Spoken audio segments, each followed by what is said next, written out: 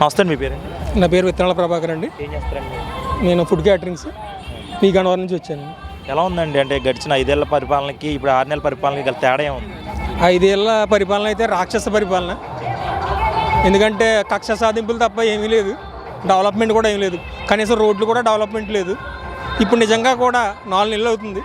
ఈ 4 నెలల్లో చిన్న ఉదాహరణ మా గన్నవరం, అది గన్నవరం నియోజకవర్గంలో ఇప్పుడు వరకు రోడ్లన్నీ డెవలప్ లేదు అస్సలే. జస్ట్ 10 రోజుల నుంచి అప్పుడే మాకు రోడ్లన్నీ చాలా అందంగా తయారయ్యాయి.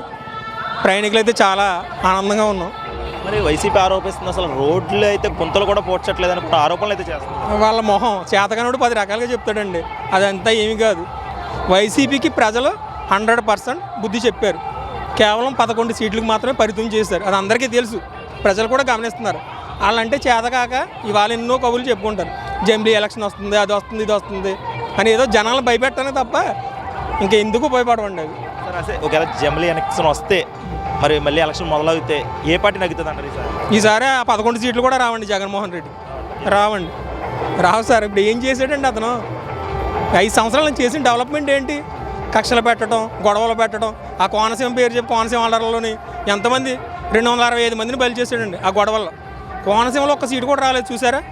ఆ ఎఫెక్ట్ అది ఉంటుంది సార్. అదండి. అంటే ఓటమి ప్రభుత్వం ఎన్నో హామీలు ఇచ్చింది, సూపర్ 6 అన్నది ఒక్క హామీ కూడా నెరవేర్చలేదు. ప్రజలైతే పూర్తిగా మోసపోయారు. మేము జనవరి నుండి ప్రజల్లోకి వెళ్ళి ప్రజల కష్టాలు మేము వింటాం, మేము ప్రభుత్వాన్ని ప్రశ్నిస్తామని కొన్ని ఆరోపణలు చేస్తాం. సార్ వచ్చి 4 నెలలు అయింది, ఇంకా 6 నెలలు కూడా పూర్తి అవ్వలేదు. 6 నెలలు అవుతుంది. ఈ 6 నెలలు అంటే ఇప్పుడు వైసీపీ ప్రభుత్వం వచ్చిన వెంటనే మొత్తం చక్కబెట్టేసిందండి. ఏమీ పెట్టలేదు, ఏం చేయలేదు. అమ్మఒడి అని చెప్పాడు, 5 సంవత్సరాలు అన్నట్టు చెప్పాడు, 4 సంవత్సరాలు ఇచ్చాడు జగన్మోహన్ రెడ్డి. ఇప్పుడు మెల్లమెల్లగా చేస్తాడండి. డెవలప్మెంట్ మొత్తం అస్తవ్యస్తంగా మారింది మన ఈ స్టేట్ అంతా.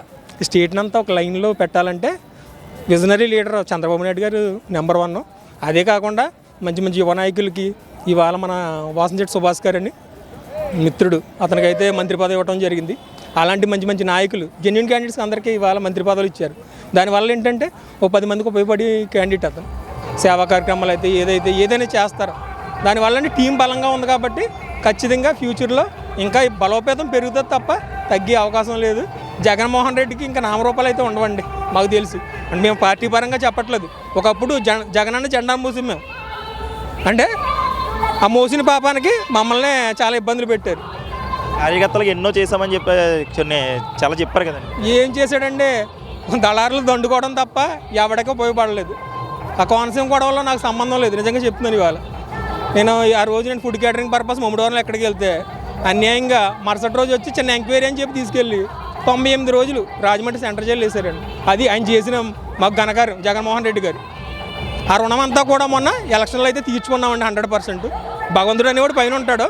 ఆ భగవంతుడు ఖచ్చితంగా పైనుంచి చూశాడు కాబట్టి వై నాట్ 175 కేవలం 11 సీట్లకు మాత్రమే పరిమితమైంది. ఇప్పుడు చాలామంది నాయకులు వైసీపీని కార్యకర్తలు కానీ నాయకులు కానీ పార్టీని విడిపోతున్నారు. దీనికి కారణం ఏమంటారు? ఏంటండి?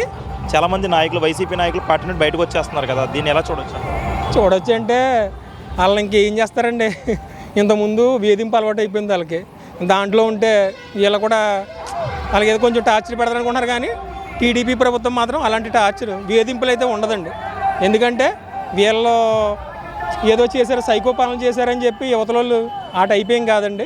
ఇలా శాంతి సామరస్యంగా వెళ్ళే టైపు తప్ప ఎవరిని ఇబ్బంది పెట్టి కాదు. ఎందుకంటే అధినాయకుడు అలాంటి వాడు. చంద్రబాబు నాయుడు గారు నెంబర్ 1 అండి. అతను కూడా ఇలాంటి విషయాల్లో ఎవరికి కూడా సపోర్ట్ చేయడు. ఏదైనా న్యాయంగా వెళ్ళండి అని చెప్తాడు, అంతే తప్ప అది మాత్రం 100% అండి.